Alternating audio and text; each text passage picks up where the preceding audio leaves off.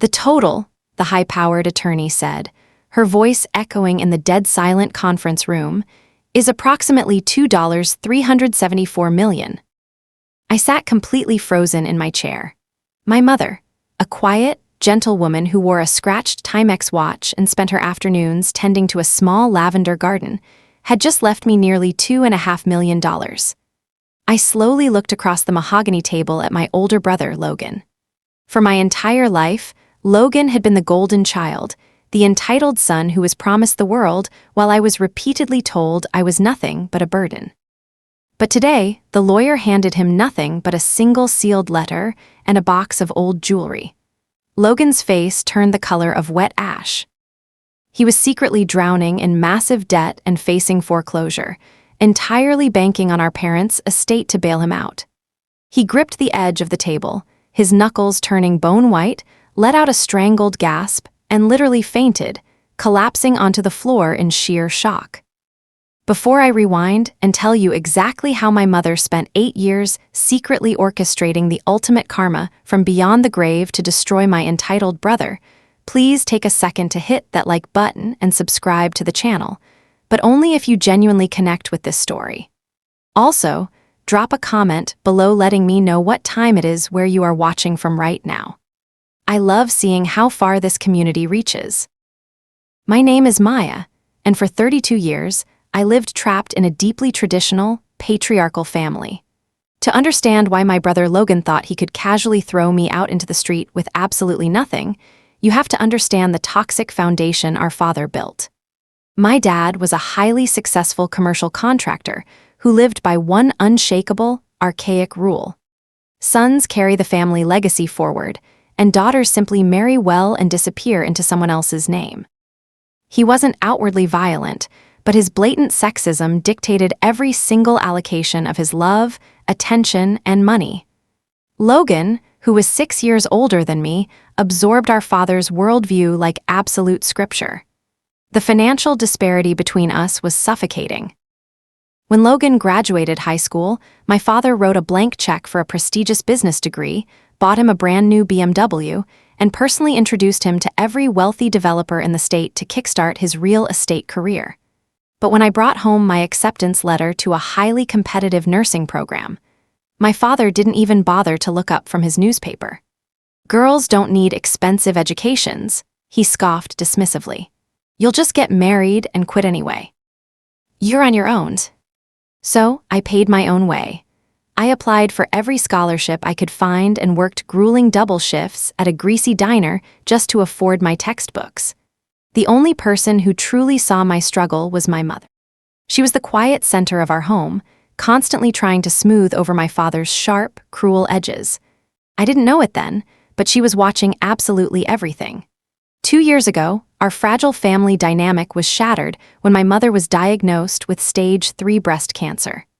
I was halfway through a shift at a local senior living facility when my father called, demanding I come home immediately because it was my job as the daughter to play nurse.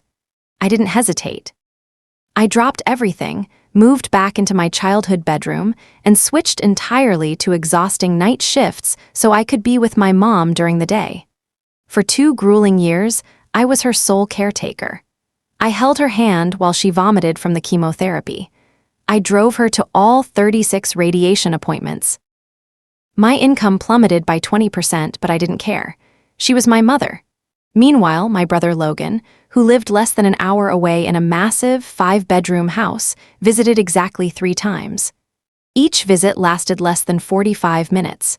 He would sweep in wearing his expensive tailored suits, kiss her forehead, complain about the terrible traffic, loudly check his Rolex, and leave. But despite the agonizing battle, a miracle happened. 6 weeks ago, my mother's oncologist declared her officially cancer-free. I wept in the doctor's office, so incredibly grateful that the woman who had quietly supported me my whole life was finally healthy. To celebrate, my parents finally took a weekend trip to visit my grandmother. They never made it back. A tired truck driver fell asleep at the wheel on the interstate.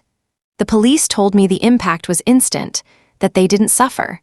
But that offered zero comfort when I was sitting on the cold concrete steps of the hospital stairwell at 3, 00 a.m., unable to breathe.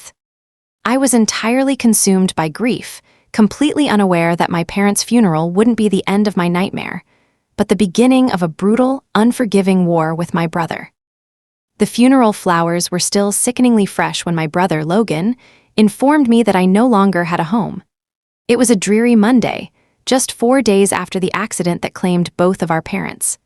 I was standing in the church vestibule, the stained glass casting long, colorful shadows across the floor. My black dress still had a crumpled tissue tucked into the sleeve. I was completely exhausted, running on empty after 2 years of being a full-time caregiver and 4 days of agonizing grief. Logan had just delivered a eulogy where he talked about our father's business acumen for 10 minutes and mentioned our mother's name exactly twice. As the last of the mourners filed out, Logan pulled me aside. His wife, Victoria, a woman who wore designer sunglasses inside the church and complained about the humidity ruining her hair, stood a few paces behind him, tapping her phone impatiently. "We need to talk," Logan said, his voice dropping an octave so the remaining guests couldn't hear. "About the house." "The house," I repeated, my brain foggy with exhaustion. "You need to clear out your things by the end of the week," Logan stated flatly, straightening his expensive silk tie. "The house is mine now. Dad made that clear years ago." I stared at him in pure disbelief. "Logan, we just buried them an hour ago. We haven't even read the will yet."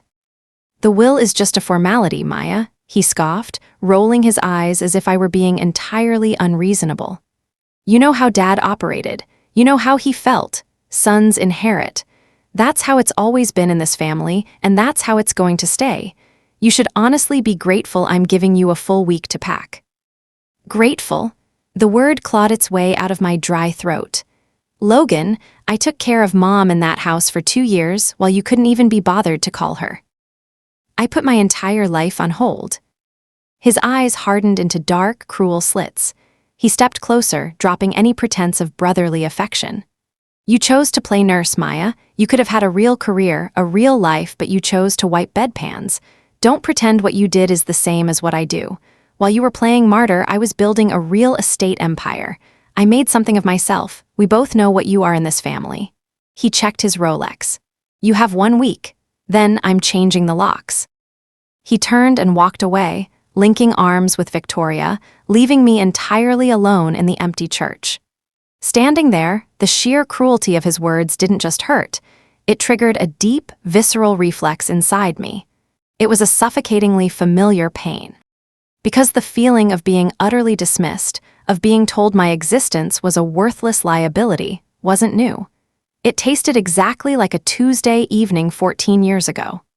Let me take you back to that moment, because if you want to understand how deep the rot in my family went, you need to see the exact day my father shattered my spirit, and the day my mother began plotting her revenge. I was 18 years old.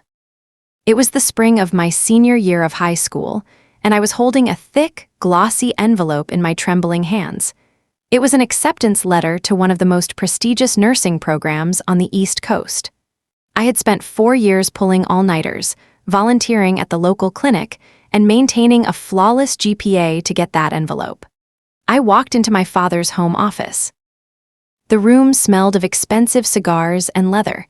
My father was sitting behind his massive oak desk, reviewing blueprints for a new commercial complex. Logan, who was 24 at the time, was lounging on the leather sofa, casually tossing a golf ball in the air. "Dad," I said softly, stepping into the room. "I got in. I got accepted into the nursing program." My father didn't look up from his blueprints. Put it on the table. I swallowed hard, my heart hammering against my ribs. "The tuition it's high. I received a partial scholarship, but I need a cosigner for the rest of the student loans, or maybe some help with the first semester's deposit." That made him stop. My father slowly lowered his pen and looked at me. His eyes were cold, calculating, and completely devoid of warmth. It was the look a businessman gives a bad investment. "Let's get one thing straight, Maya," my father said, his voice dripping with condescension. "I am a contractor, not a charity. I am not throwing tens of thousands of hard-earned dollars into a black hole so you can go wipe old people's bottoms for a living. I felt the blood drain from my face. Dad, it's my future. It's a real career. It's a hobby, he snapped. Girls don't need expensive educations. You're just going to get married, get pregnant, and quit in 5 years anyway. Why would I finance a liability? I looked over at Logan, desperately hoping my older brother would defend me. Instead, Logan let out a sharp, mocking laugh, catching the golf ball in his hand. Come on, Maya, don't be dramatic. Dad's right. You're asking for a handout for a dead-end job. The sheer, blinding hypocrisy of Logan's words made my vision blur. Because just 2 years prior, when Logan had barely scraped by with a C average in high school, my father hadn't hesitated. He wrote a blank check for Logan's out-of-state tuition at a private business school. He fully funded Logan's luxury off-campus apartment. And on the day Logan graduated, my father had surprised him in the driveway with a brand new, fully loaded BMW, calling it an investment in the Mercer legacy. You paid for everything Logan ever wanted, I whispered, tears finally spilling over my eyelashes. Why am I different? My father leaned forward, resting his elbows on the desk. He delivered the words that would haunt me for the next decade. Because Logan is a son, he carries the Mercer name, he is building an empire. You are a daughter. In my eyes, you are nothing but a temporary dependent until I can hand you off to a husband. I already pay for the roof over your head and the food on your plate. You want to play nurse. You figure out how to pay for it yourself. Now get out of my office. We're busy. I fled the room, suffocating on my own tears, deeply internalizing the belief that I was fundamentally worthless. I didn't see my mother standing in the hallway shadows, her hands clenched into tight, shaking fists as she listened to every word. I didn't know that later that night she would wipe my tears and whisper, I will take care of you, Maya, I promise. I thought she was just offering empty comfort. I had no idea it was a vow. Snap back to the present. Logan didn't even give me the week he promised. 2 days after his threat in the church, I came home from a grueling 12-hour shift at the hospital. It was 7:00 p.m. on a Wednesday, and a freezing, torrential rainstorm was battering the Connecticut suburbs. I walked up to the front porch of my childhood home, shivering in my damp scrubs, and slid my key into the deadbolt. It wouldn't turn. I tried again, jiggling the metal, thinking the cold had warped the lock. But the mechanism was completely different. The lock had been changed. Panic rising in my chest, I walked around to the side of the house toward the garage. That's when I saw them. My things. My clothes, my nursing textbooks, my shoes, the recipe box my mother had given me, everything I owned in the entire world had been haphazardly thrown into cheap cardboard moving boxes and left on the lawn. The freezing rain had already soaked through the cardboard.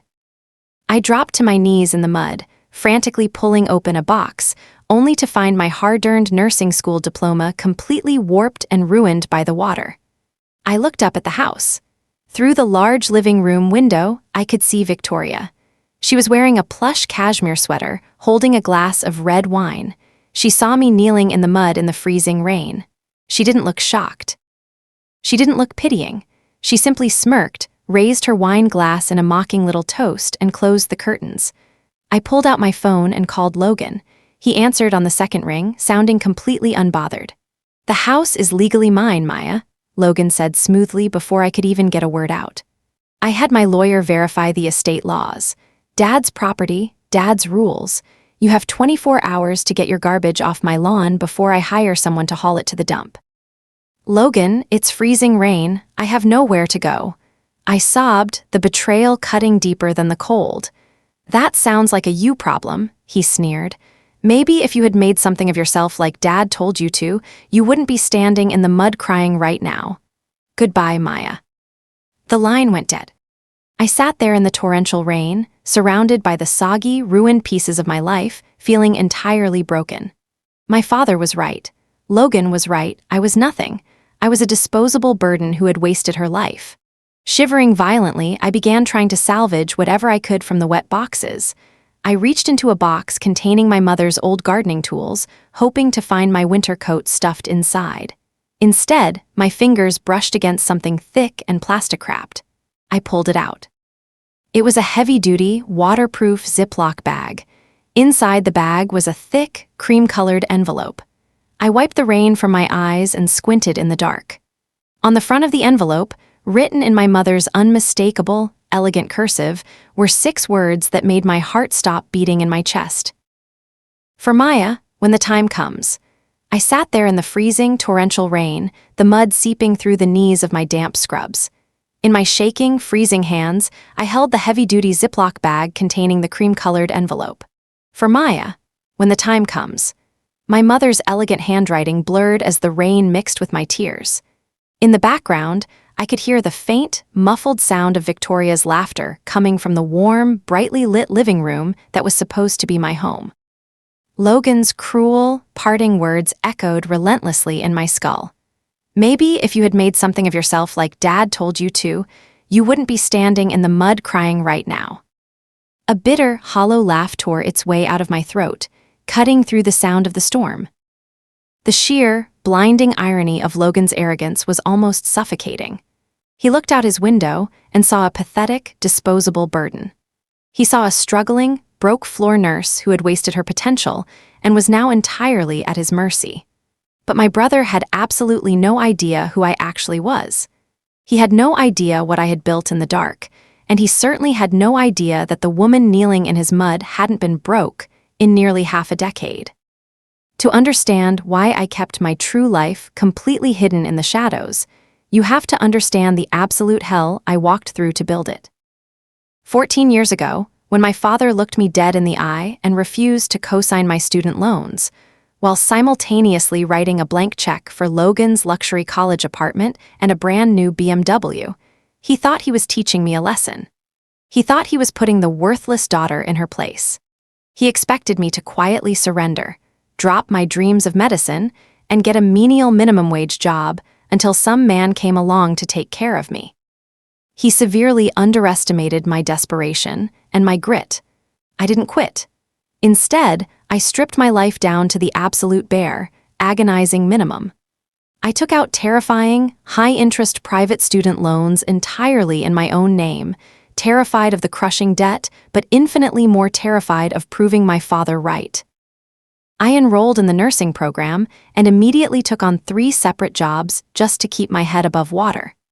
My 20s were not spent going to college parties, taking European vacations funded by Daddy's credit card, or shopping for designer bags like Victoria. My 20s were a brutal, unending, bone-deep grind for survival. I would wake up at 4:30 a.m. to study in the icy university library, shivering in a threadbare, second-hand winter coat that was 2 sizes too big. I attended rigorous clinicals until 4:00 p.m., then immediately ran to a shift at a local clinic. At 9:00 p.m., I would change into a stained polyester uniform and waitress at a 24-hour diner until 3:00 in the morning. I functioned on 3 hours of sleep, fueled by stale diner coffee and sheer, unadulterated spite. I lived in a cramped, windowless basement apartment where the heater barely worked, sleeping on a cheap mattress directly on the floor. I wore the same 3 pairs of clearance rack scrubs until the thighs wore out, meticulously stitching the holes so I wouldn't have to spend $20 on a replacement. I ate bulk rice and canned beans, meticulously counting every single penny at the grocery store, terrified that one missed shift would cause my entire fragile existence to collapse. There were nights I would sit on the edge of my mattress, my feet covered in blisters from my worn-out shoes, completely overwhelmed by the crushing weight of the debt and the sheer physical exhaustion. I would look at Logan's social media, seeing him posting from a ski resort in Aspen or showing off a new Rolex, and I would just cry until my lungs ached. I bled for every single inch of ground I gained. But slowly, agonizingly, that relentless grind began to forge something unbreakable inside me. By the time I graduated at the top of my nursing class, I was hardened. I started working the brutal ICU night shift, saving every penny, but I was also observing. I noticed a massive, glaring gap in the healthcare system. Affluent families were desperate for high-end, reliable, private post-discharge care and patient advocacy, but the existing agencies were terrible at coordinating it. So, I started a side business, a boutique private care concierge service. It was just me at first, taking on private clients on my days off, but my meticulous care and deep medical knowledge gained incredible traction in the wealthy suburbs.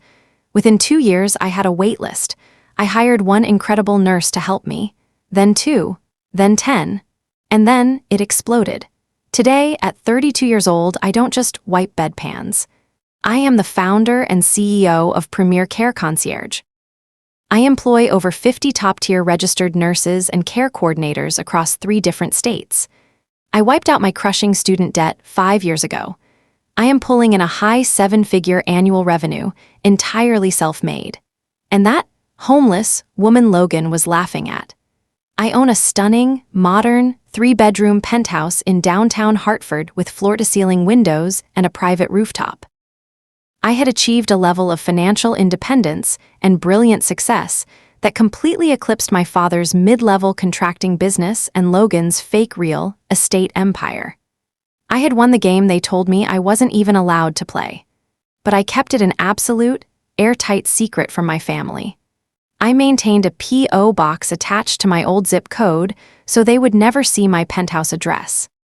When I attended the mandatory, suffocating family holiday dinners, I intentionally wore my oldest, most faded sweaters and drove a beat-up, 15-year-old Honda Civic I kept specifically for those occasions.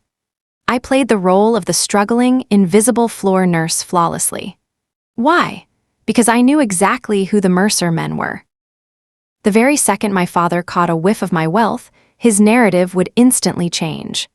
The man who called me a black hole would suddenly claim he was the mastermind behind my business acumen. He would tell his country club friends that he intentionally cut me off to teach me a fierce work ethic, stealing the credit for the success that nearly killed me to achieve. And Logan would demand I fund his lavish lifestyle. He would expect me to bail him out of his bad investments or invest in his failing real estate flips, all while demanding my gratitude for the opportunity. They would sink their claws into my hard-earned empire and drain it dry. So, I starved them of the truth. I let Victoria mock my lack of upward mobility at Thanksgiving dinner. I let Logan sneer at my modest car.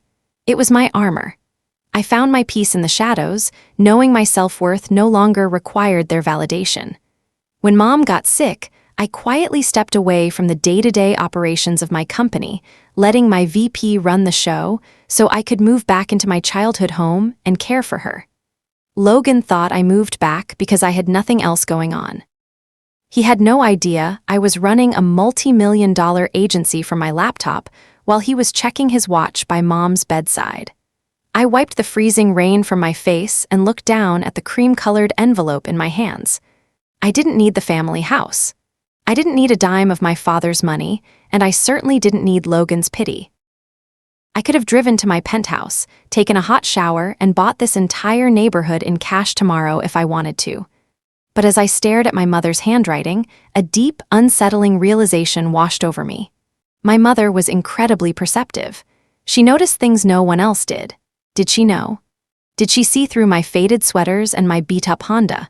With trembling fingers, I broke the seal of the waterproof bag, pulled out the envelope, and tore it open.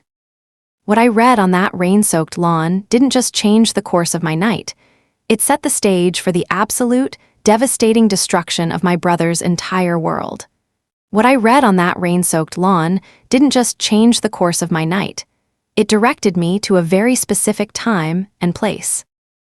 The letter inside the waterproof bag was short, but its instructions were absolute. It introduced me to Evelyn Cole, a high-powered estate attorney in Hartford. My mother wrote that Evelyn had been retaining a separate, highly confidential file for the last 8 years. The letter explicitly ordered me to attend the formal memorial luncheon Logan was hosting that coming Thursday at the prestigious Hartford Country Club, where the official reading of the wills was scheduled to take place in the executive suite immediately afterward.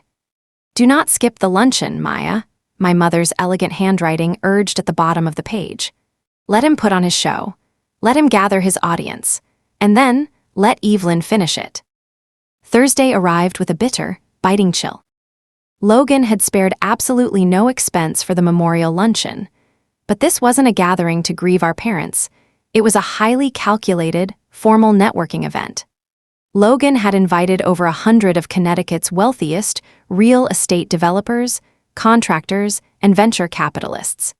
He was bleeding cash to host this lavish, champagne-fueled spectacle to assure his investors that he was officially taking over the Mercer empire.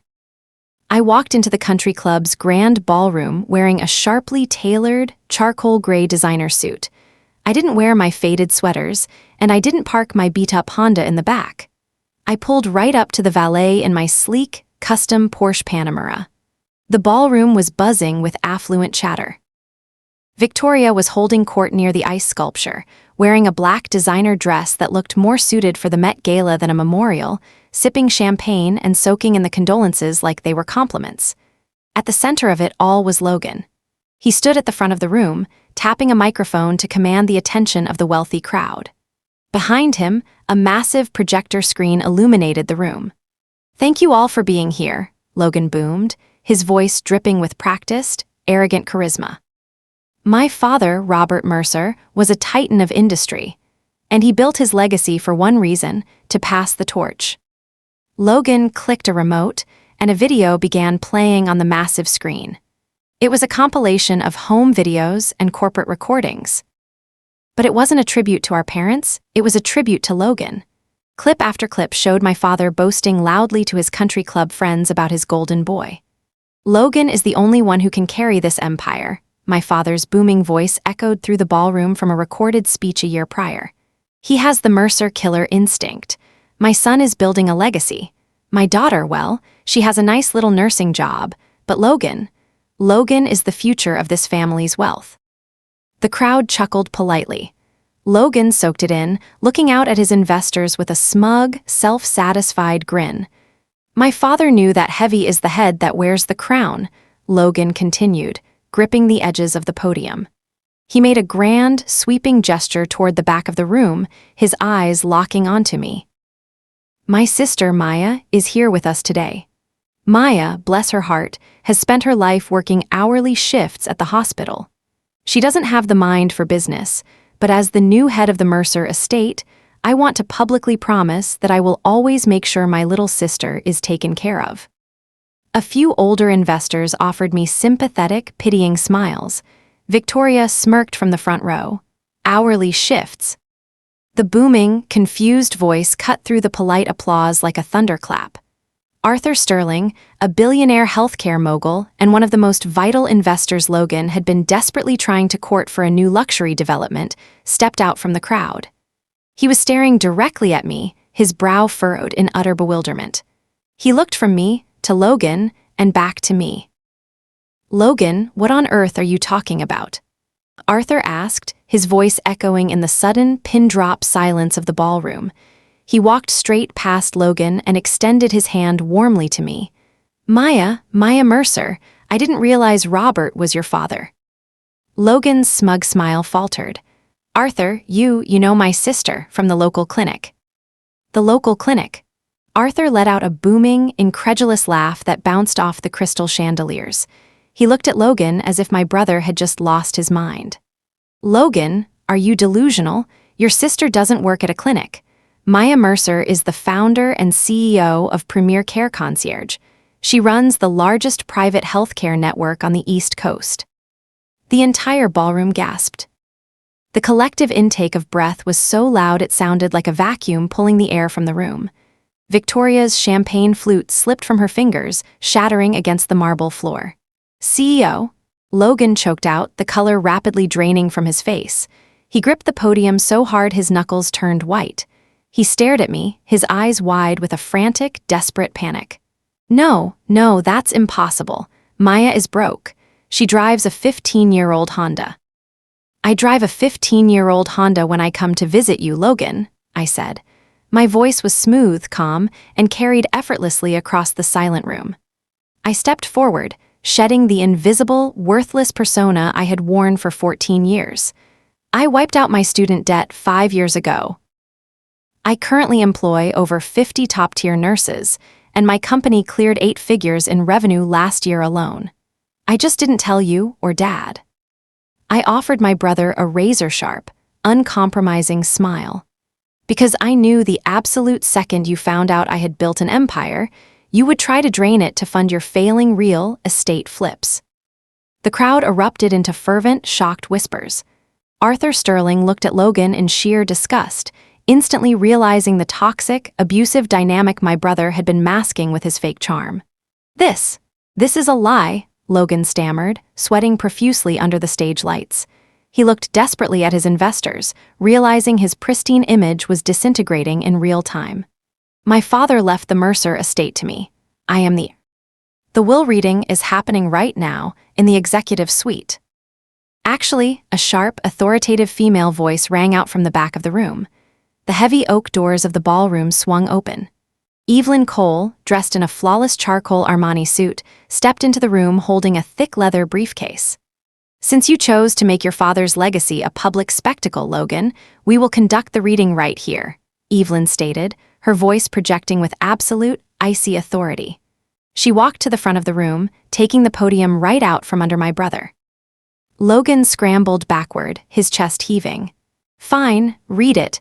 Read Dad's will. Show everyone that I am the sole heir to the Mercer fortune. Evelyn adjusted her reading glasses, unlatched her briefcase, and pulled out a thin document. The last will and testament of Robert Mercer. To my son, Logan, I leave 70% of my personal liquid assets. To my daughter, Maya, I leave 30%. Logan threw his hands up in triumph, looking at Arthur Sterling. You see, I control the estate, I have the capital. Let me finish, Logan, Evelyn interrupted coldly. She looked down at the paper. After auditing Robert Mercer's personal accounts, the total liquid assets amount to exactly $82,000. Your 70% share, Logan, is $57,000. The ballroom went dead silent. 57,000. Logan whispered, his voice cracking into a high-pitched wheeze. No, the house. The investment portfolios, the offshore accounts. Robert Mercer did not own the family house, nor did he possess any hidden portfolios, Evelyn announced, looking directly at my hyperventilating brother. She reached into her briefcase and pulled out a second, significantly thicker stack of heavily stamped legal documents. Now, Evelyn said, her eyes flashing with a terrifying, predatory calm, let us move to the primary estate. The last will, testament, and irrevocable trust of your mother, Linda Mercer. The grand ballroom of the Hartford Country Club had descended into a silence so absolute, you could hear the soft clinking of the ice melting in the abandoned champagne glasses. Evelyn Cole stood at the podium, unbothered by the 100 wealthy investors watching her every move. She opened the thick, leather-bound folder that contained the true legacy of the Mercer family. Before we discuss the distribution of assets, Evelyn announced, her voice projecting flawlessly across the room, Linda Mercer left a letter. She mandated that it be read aloud in the presence of her children and anyone else who claimed a stake in this family's legacy. Logan looked like he was going to be sick. The arrogant, untouchable real estate mogul was entirely gone, replaced by a terrified, sweating fraud. Evelyn pulled a cream-colored piece of stationery from the folder, the exact same paper I had found in the freezing rain. She adjusted her glasses and began to read, allowing my mother's voice to fill the room one last time. To my children. If you are hearing this letter, then I am gone, and the moment I dreaded has finally arrived. I love you both. I want you to know that first, but love does not make me blind. Evelyn paused, letting the words hang in the heavy air. For 32 years, I watched your father favor Logan in ways he didn't even recognize as favoritism. It was simply how he saw the world. Sons matter, daughters serve. I couldn't change him. Believe me, I tried. I watched my beautiful daughter, Maya, work twice as hard for half the acknowledgement. I watched her pay her own way through nursing school while Logan received every financial advantage imaginable. I watched her put her entire life on hold to move home and care for me during the worst 2 years of my life, changing my sheets when I was too sick to move, while Logan visited exactly 3 times. A collective murmur rippled through the crowd of investors. Arthur Sterling crossed his arms, his expression hardening into pure disgust as he stared at my brother. "I do not write this to condemn my son," Evelyn continued, reading my mother's words with a fierce, protective grace. "But I write it to explain why I made the choices I did. The assets I leave to Maya are not a reward, and they are not favoritism. They are the balance I could not provide while I was alive. They are what she was always owed." If Logan is hearing this and feels angry, I ask him to consider, why does he feel entitled to everything? What did he do to earn it, other than being born male? Logan's jaw trembled. He looked around the room, making panicked eye contact with his business associates, realizing that the flawless, self-made narrative he had sold them was completely disintegrating. His father's pride, the very foundation of Logan's ego, was being exposed as a toxic, sexist sham. "Now," Evelyn said, placing the letter down, "let us discuss the actual estate. First, the property located at 127 Maple Drive." "That's Dad's house," Logan blurted out, his voice cracking desperately. "It was always in Dad's name. I already claimed it." "Actually, it wasn't," Evelyn corrected him coldly. 5 years ago, your father was facing a massive liability lawsuit from a dissatisfied client. To protect his primary asset from legal judgments, he executed a deed transfer. The house was transferred from joint ownership into Linda Mercer's sole name. The lawsuit was eventually settled out of court, but your father, in his arrogance, never bothered to check the paperwork. He never transferred the deed back. Evelyn held up the official, notarized document. The property, currently valued at $650,000, belonged exclusively to your mother, and she had full authority to leave it to whomever she chose. She chose Maya. "No," Logan shouted, slamming his hand on a nearby table. "That's my house. You can't do this. Dad promised it to me." "Your father promised you something he did not own," Evelyn replied effortlessly. "Furthermore, 8 years ago, Linda Mercer established an irrevocable trust. Because it was funded entirely by a separate financial gift from your grandmother, money that was never commingled with marital assets, it completely bypassed your father's estate. Over the last 8 years, the trust has grown. Its current value is approximately $2 million. The sole beneficiary is Maya." Victoria, who had been standing frozen near the front row, let out a high-pitched, strangled gasp. $1.2 million. She choked out, her designer handbag slipping from her shoulder. "There is also the matter of a life insurance policy," Evelyn added, delivering the final, fatal blow. "Valued at $500,000. The beneficiary is, once again, Maya Mercer solely. In total, adding the 30% of Robert's liquid assets, the wealth passing to Maya today amounts to approximately $374 million. The number echoed off the ballroom walls. "This is fraud." Logan shrieked, entirely losing his mind. He lunged toward the podium, his face red and contorted with rage. "She was on chemotherapy. She wasn't in her right mind. I'll contest it. I'll tie this up in court for a decade." "You will do no such thing," Evelyn countered, her voice dropping into a lethal, authoritative register. "I have video documentation of your mother signing these documents, alongside written evaluations from 2 independent, board-certified psychiatrists confirming her absolute cognitive capacity. Furthermore, irrevocable trusts and life insurance policies bypass probate entirely. You have absolutely zero legal standing to contest them. You get exactly what your mother left you, Logan, her photo albums, and her jewelry collection." The room was so quiet you could hear Logan's ragged, panicked breathing. Then, the mask finally slipped. Victoria, realizing the money she had married into was completely gone, broke first. "We need that money." Victoria screamed, her carefully curated socialite persona shattering into a hysterical, ugly panic. She grabbed Logan's arm, digging her nails into his expensive suit. "Logan, tell them, we are completely bankrupt. The Greenwich development failed. We are 3 months behind on the mortgage. We are facing foreclosure." "Victoria, shut up." Logan hissed, his eyes widening in sheer terror as he looked at the crowd. But Victoria was entirely unhinged.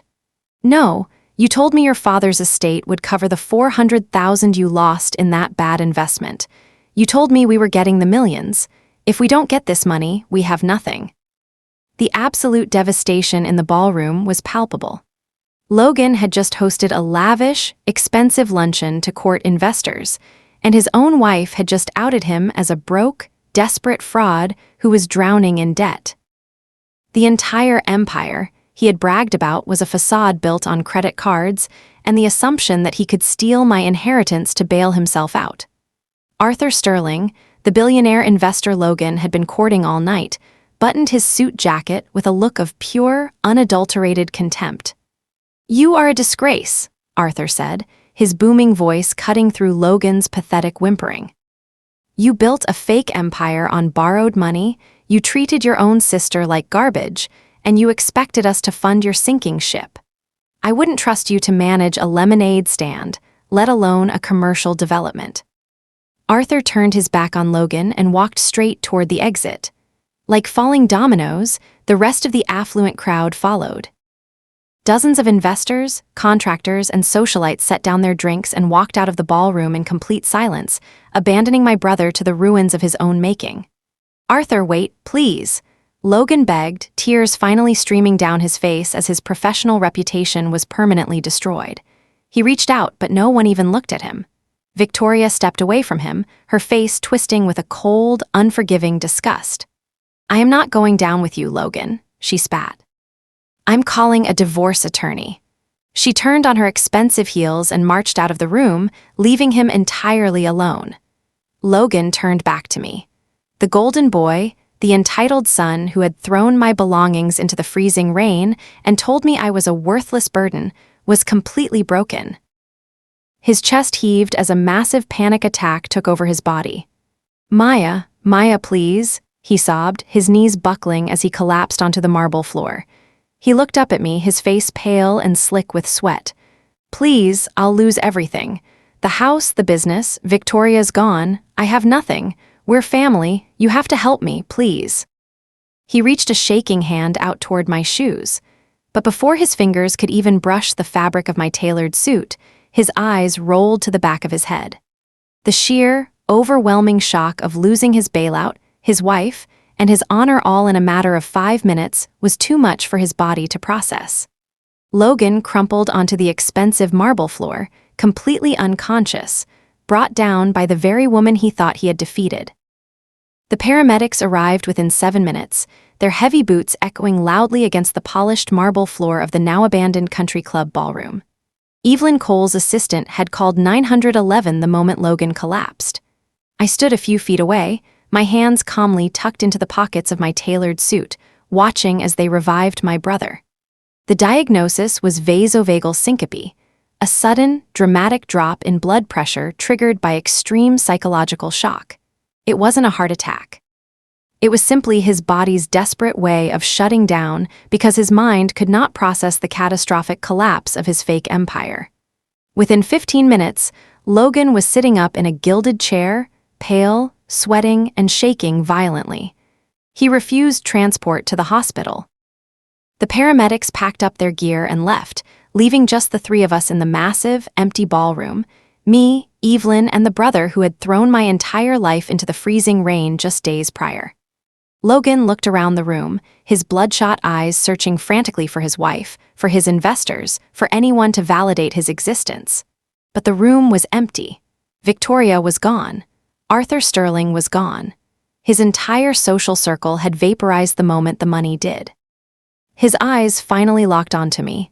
"You knew," he rasped, his voice sounding like crushed glass. "You sat there, listening to me talk, and you knew you were taking everything." "I didn't know about the money until a few days ago, Logan," I replied, my voice steady and completely devoid of the anger that used to consume me. "But I knew our mother loved me. That was the only thing I was ever sure of." Logan buried his face in his hands, letting out a wretched, guttural sob. For 28 years, I had been deeply conditioned by my father to rush in and absorb the emotional discomfort of the men in my family. The old Maya would have knelt beside him, offered him a glass of water, and promised to fix it. I didn't move an inch. I just watched him. "Maya, you can't do this," he pleaded, looking up at me with tears streaming down his face. The arrogance was completely stripped away, leaving a desperate, pathetic shell of a man. The Greenwich development is underwater. I leveraged everything I had on the assumption that Dad's estate would bail me out. Without that money, the bank is going to foreclose on my house by the end of the month. Victoria is going to take whatever is left in the divorce. I'll be bankrupt. I'll be homeless. He reached a trembling hand out toward me, the ultimate golden child finally begging the worthless daughter for a handout. "Please, Maya, we are family. You have millions of dollars. You have a massive company. You don't need Mom's house. You don't need the trust fund. Just give me the house. Give me enough to pay off my debts. I'm your brother." I looked at his outstretched hand and I felt absolutely nothing. No pity, no guilt, no desire for revenge. Just a profound, impenetrable calm. "That sounds like a you problem, Logan," I said quietly, handing his exact words from the rainstorm back to him. He flinched as if I had struck him across the face. "You kicked me out of my childhood home before our mother's funeral flowers had even wilted," I continued, my tone even and measured. "You threw my nursing diploma into the mud. You looked me in the eye and told me I was a disposable burden who deserved to be on the street. And you did it with a smile on your face." I was stressed. Logan cried out, scrambling for an excuse. "The investments, the pressure from Dad's legacy, I didn't mean it. That's not who I really am." "It is exactly who you are," I corrected him firmly. "You spent your entire life being told you were special simply because you were born a son. You never had to develop empathy, or a work ethic, or the basic human decency to care about anyone but yourself. You didn't treat me like garbage because you were stressed, Logan. You did it because you truly believed you were untouchable." I took a slow, deep breath, feeling the suffocating weight of my family's toxic history finally lifting off my shoulders. "I am not going to bail you out," I stated, setting the boundary that would define the rest of my life. "I am not going to write you a check, I am not giving you the house, and I am not saving you from the consequences of your own arrogance. You are going to get exactly what you earned. You're just going to walk away." He sobbed, his voice echoing pitifully in the ballroom. "You're just going to let me lose everything." "I'm not doing this to punish you, Logan," I said softly, looking at the broken man in front of me. "I'm doing this because I finally understand what Mom was trying to teach me. I don't have to accept treatment that I wouldn't give to someone else. I am protecting my peace, and you are no longer allowed in it." I turned my back on him and walked toward Evelyn Cole, who had been standing silently by the podium, watching the entire exchange with a look of quiet, profound respect. "We are finished here, Evelyn," I said. "Not quite," Evelyn murmured gently. She reached into her blazer pocket and pulled out a small, worn velvet box. "Your mother asked me to give this to you personally after the reading was concluded. She said it was the final piece of the estate." I took the box with trembling fingers and popped the lid open. Resting on the dark velvet cushion was my mother's scratched, well-worn Timex watch, the same watch she had worn every single day of her life. Tucked beneath the watch strap was a tiny, folded piece of her cream-colored stationery. I unfolded the note. "For my bravest girl, time is the only thing we cannot buy back. Do not waste another second of yours on people who do not see your light. You are free now. Fly." A single tear slipped down my cheek, not out of grief, but out of pure, overwhelming gratitude. My mother hadn't just given me a multi-million-dollar trust fund or a house. She had given me permission to finally let go. She had given me the ultimate validation that I was enough, exactly as I was. I slipped the Timex watch onto my wrist, right next to the cuff of my designer suit. It fit perfectly. I didn't look back at Logan as I walked out of the ballroom. I left him sitting there in the ruins of his entitlement, surrounded by empty champagne glasses and the shattering reality of his choices. I walked out of the Hartford Country Club and stepped out into the crisp, biting winter air. I handed my ticket to the valet, slid into the driver's seat of my Porsche, and started the engine. As I drove away from the club, looking at the city skyline stretching out before me, I realized I didn't need to prove anything to my dead father anymore. I didn't need to prove anything to my brother. My self-worth was no longer up for negotiation. I had built an empire in the dark, and now I was finally ready to live in the light. It has been exactly 1 year since I walked out of that country club. I decided to rent out the house on Maple Drive to a young family, one of the top care coordinators at my company, actually. Her little girl waters my mother's lavender garden now. As for Logan, the foreclosure went through. Victoria finalized a brutal divorce and took whatever remaining assets weren't tied up in bankruptcy court. He was forced to move into a tiny, rundown apartment, entirely cut off from the high society circle that used to be his entire world. I haven't spoken to him since. A message to you. I want to break the fourth wall for a moment, because I know exactly why many of you clicked on this video today. If you are watching this right now, and you are sitting in the heavy, suffocating shadow of a family that makes you feel small, invisible, or like a disposable burden, I need you to listen to me very carefully. You do not owe your life to people who only value you when it is convenient for them. For 32 years, I believed that if I just shrank myself enough, worked hard enough, and asked for absolutely nothing, I would eventually earn my father's respect and my brother's love. But love is not a transaction. You cannot buy it with your silence, and you certainly cannot earn it by sacrificing your own dignity. Blood does not automatically grant someone the right to cross your boundaries, mock your passions, or steal your peace. If your biological family refuses to see your worth, you have the absolute right to walk away and build your own. Today, my family consists of the incredible nurses I work with, the loyal friends who supported me when I was eating canned beans on a mattress on the floor, and the beautiful memory of a mother who loved me enough to protect my future.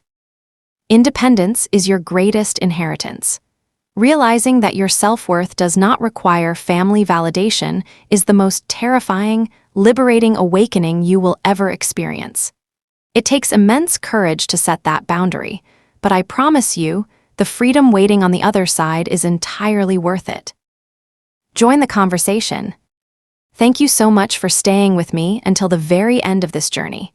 It wasn't an easy story to tell, but keeping toxic family secrets in the dark only protects the people who put them there. Now, I want to hear from you. Have you ever had to set a firm, non-negotiable boundary with a toxic family member? What was the breaking point that finally made you realize your own worth? Please, drop your story in the comments below.